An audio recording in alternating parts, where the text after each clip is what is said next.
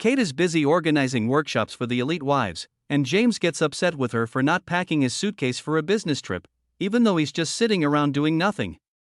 Anna texts James, teasing that she has a surprise for him when he arrives in Beijing the next day.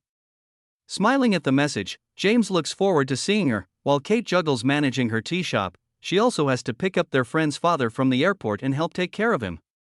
Kate doesn't tell the old man right away about his son's situation, and he keeps boasting about himself and his family. She takes him to the nursing home where her own father stays, but the old man becomes angry and threatens to leave.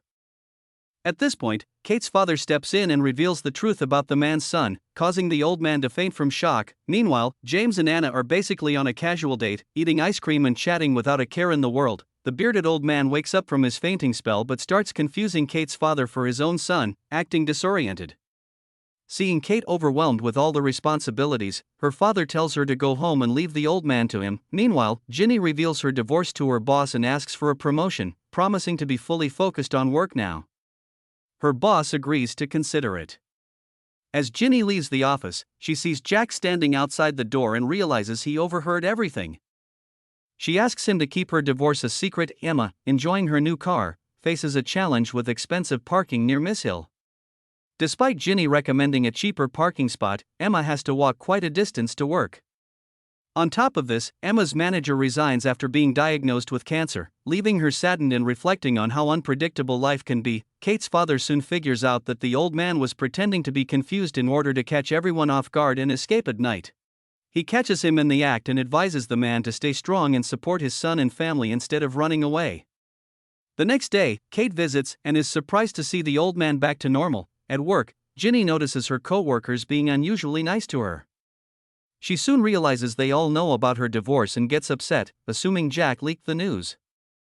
Jack doesn't deny it but tells her there's nothing wrong with being divorced, and she shouldn't feel ashamed. Kate's reputation in the wealthy wives group grows, which positively impacts the fireworks business. However, James remains skeptical of Kate's success, all while enjoying his time with Anna, the pick-me girl who flirts subtly with him. While Kate controls James's diet, Anna encourages him to indulge, saying, "You only live once." At work, the manager position opens up, and Emma is assigned the responsibility of store manager. She's thrilled and sees this as her big chance to prove herself. Meanwhile, Ginny visits a modern marketing company with Jack and is impressed by how functional and creative the workspace is. While playing a game in the gaming area, Jack drops his contact lens, and Ginny accidentally breaks it.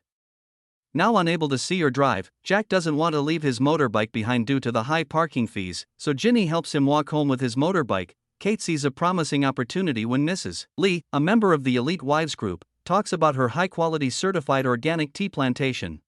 Kate expresses interest in buying the tea factory, but Mrs. Lee demands an upfront payment of nearly $500,000. Instead of backing down, Kate proposes a deal. She'll pay in 2 installments, with Mrs. Lee receiving 20% of the profits as interest. In return, Kate agrees to host Mrs. Lee's upcoming charity event at her tea shop.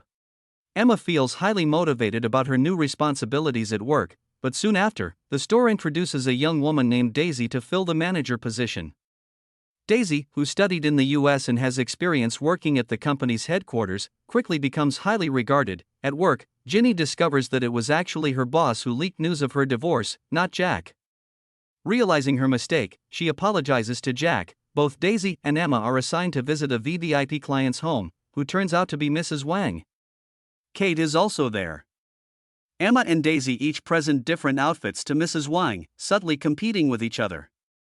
Despite Kate's kind words in support of Emma, Mrs. Wang prefers Daisy's outfit, as it's the only piece to Shanghai. Emma realizes Daisy is highly competitive when she exchanges contact information with Mrs. Wang, even though Mrs. Wang already has a sales associate, their boss.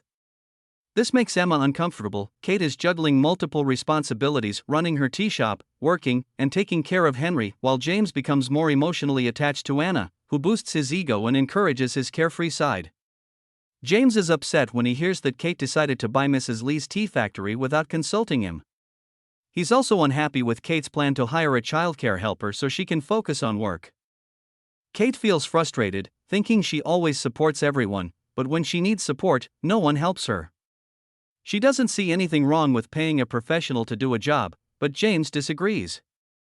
Feeling annoyed with Kate, James enjoys texting Anna even more, sneaking away to read her playful messages. Jack starts inviting Ginny out more often, and she begins to open up to him. She's having fun and enjoying life again. One night, Pete sees Jack bringing a drunk Ginny home, making him jealous. He questions her, but Ginny, still drunk, just jumps on the couch.